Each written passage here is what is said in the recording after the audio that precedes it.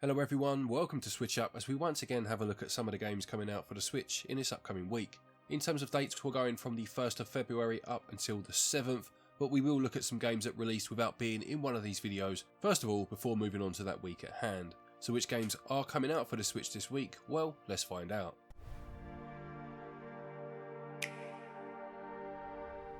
Let's start with a few games that are already out then, and the first of those is The Mansion of the Macabre. This is a survival horror game inspired by the classics of the 1990s according to the blurb, also inspired by the works of H.P. Lovecraft. It features two characters to choose from, with an intricately written story it says, plus platform elements, puzzle solving and classic 90s survival horror tropes.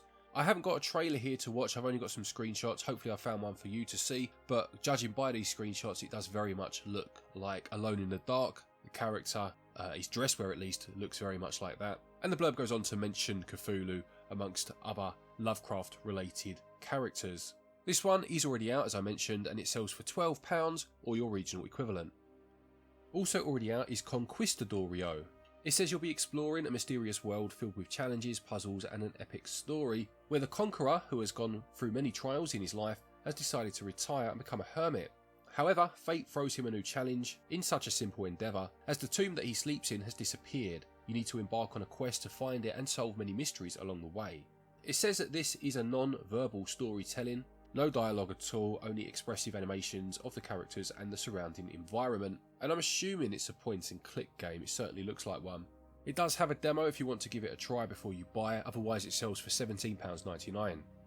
The final one for those already out is Mark of the Deep. This calls itself an epic pirate adventure with a strong narrative and a thrilling mix of elements from acclaimed Metroidvania and Souls-like games. You play as Marcus Rookie Ramsey and must explore the eerie areas of the island that you've been shipwrecked upon. You'll face a wide variety of dangers as you search for your lost crewmates, including abyssal monsters, undead creatures and menacing cultists. There are over 60 enemies and 16 bosses in challenging battles inspired by Souls-like games. There is a corruption effect in play, and you'll need to make choices to help your allies as they become afflicted with this. There are multiple endings to find as you play, and it sells for £19.79 or again your regional equivalent. Let's move on to the games coming out this week then, and the first of those is Last Monarch. There's actually a spelling mistake in the eShop description for this. The title is written as M-O-N-R-A-C-H as opposed to as you would expect for the word monarch. Anyway, onto the game, and it says you are the Demon Lord Kuro on a mission to protect the last of the demon kind. You'll collect items and stack buffs to upgrade your skills and abilities, and it promises smooth and intuitive combat using dash to dodge attacks and execute counter attacks. It sells for just £4.49 if you are interested, and it releases on the 5th of February.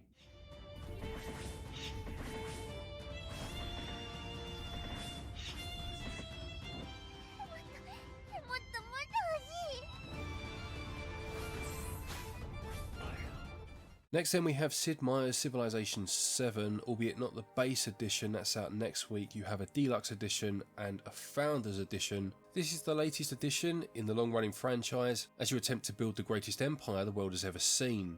You'll rule as one of many legendary leaders from throughout history and steer the course of your story by choosing a new civilization to represent your empire in each age of human advancement. As I said, the base game is out next week, so this is just those more expensive bundles that come with a bunch of different bits. I'm not into these at all. I like Civilization, don't get me wrong, but these bundles don't do it for me at all. One of these is going for £109.99. I mean, it comes with deluxe cosmetic packs, Crossroads of the World collections, I don't know, all sorts of bits and bobs, but £110 for a game. It's obscene really, isn't it? It's ridiculous. But if you are interested, if you're well into your Civilization and want the whole lot, they come out this week. But yeah, I'll be waiting for that base game to drop next week. Next is Moons of Darsalon. It says that teams of Darsanauts get lost during their mining missions on the different moons of the planet Darsalon, and you need to complete several rescue missions in which you will have to lead them to the closest base station.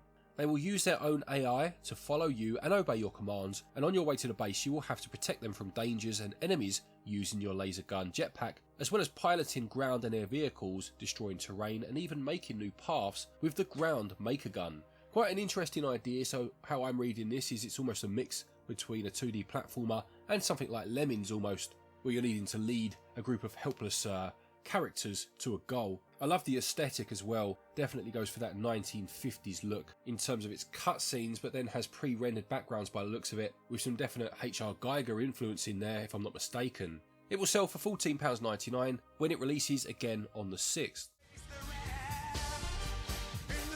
Darsalon, the mission's clear to rescue them all and conquer the fear.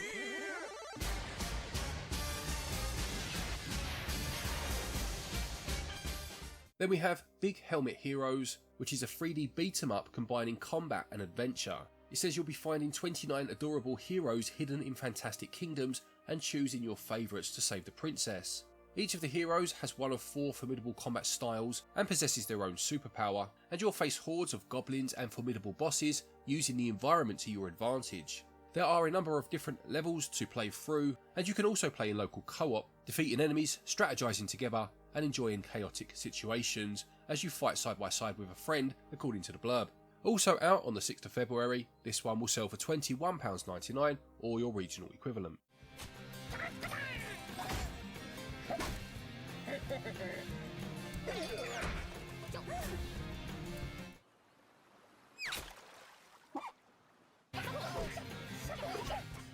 And finally for the week then we have Under Defeat. This first released in arcades in Japan back in 2005 and is a vertical shoot 'em up. It saw a release for the Dreamcast in 2006, one of the last games to release for that console, and it says this 2024 edition is the ultimate version of the game, containing all previous content meticulously ported by genre veterans. There's a new order mode which adapts the game to a modern 16:9 format, and the game has received both sharper textures and 4 selectable soundtracks. On top of this, you can play it in its original arcade format should you wish. It's out again on the 6th and it will sell for £17.99 or your regional equivalent.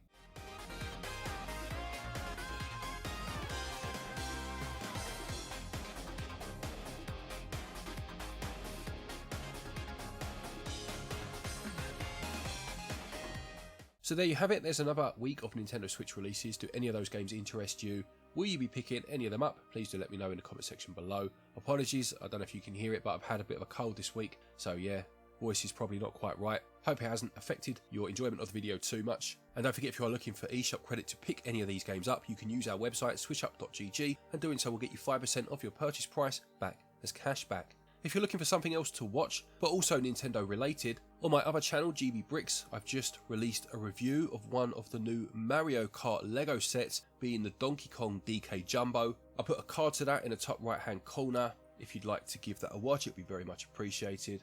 A thank you to our patrons and our channel members for your continued support, and to each and every one of you for watching our videos. Take care, and until next time, happy gaming.